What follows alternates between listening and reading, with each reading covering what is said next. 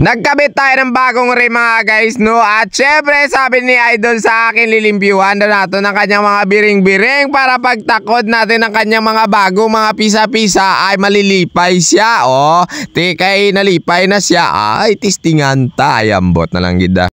Hello, para morning sa inyo mga guys, no? Sa may isang unit naman nila sa atin. At syempre, dahil nga luma na ang kanyang rim, babayluan natin ng bago. Minajik-magic na naman ni Maninoy ninyo.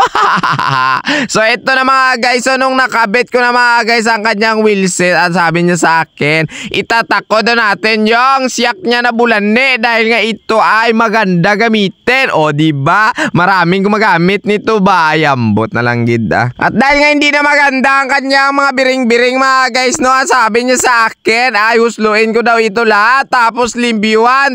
Masunurin naman tayo kasi nga malaki ang tip ba? Buka nami ba? Wow!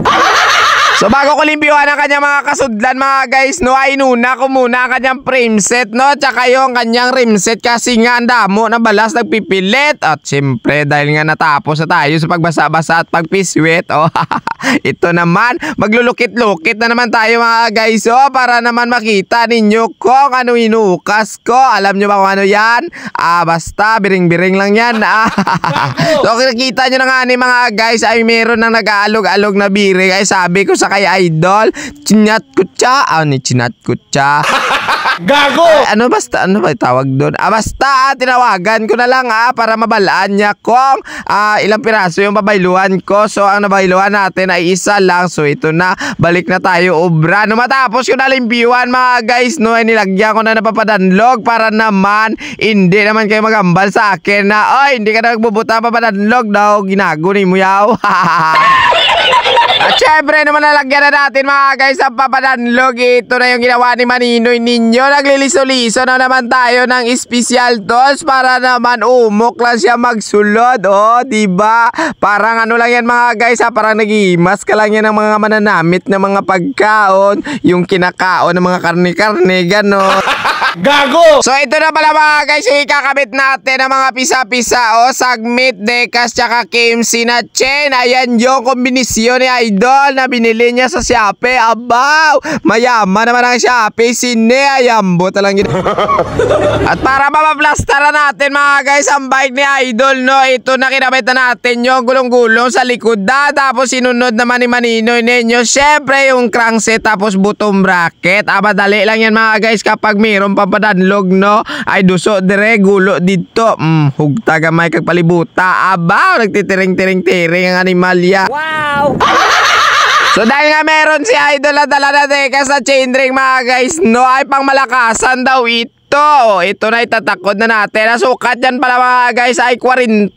Oo, titiyog-tiyugin niya daw yan para mamaya makita niya kung ilang takbo niya maglagas-lagas sa mga dump truck. Ay ala, purya-buyag.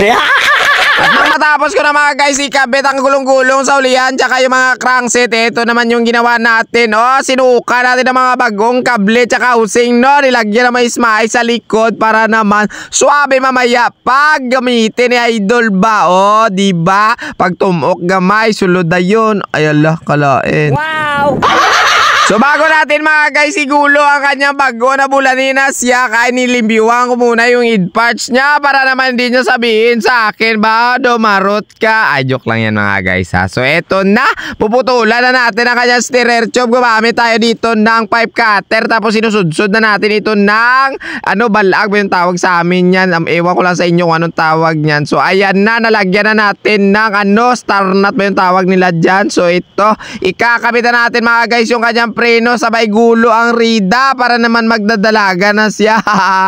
So ay ito na, dumalagan nga ni ba. Sana all. At para makumpleto mga guys ang awid-awid sang iya preno, no, dinray natin yan mga guys, no. So no, lumabas na yung mga itom-itom niya ate, okay na, sabay na lang adjust ng iya, kambya-kambya. So hanggang dito na lang tayo mga guys, no. Maraming salamat sa panood sa aking video at sana'y ma-share nyo ito at meron kayong natutunan na insakto. Alright. So paalam na po. God bless to all. Goodbye. Nakapoy na ko. Kay man may kwarta na ang bulsa ko. Yawa.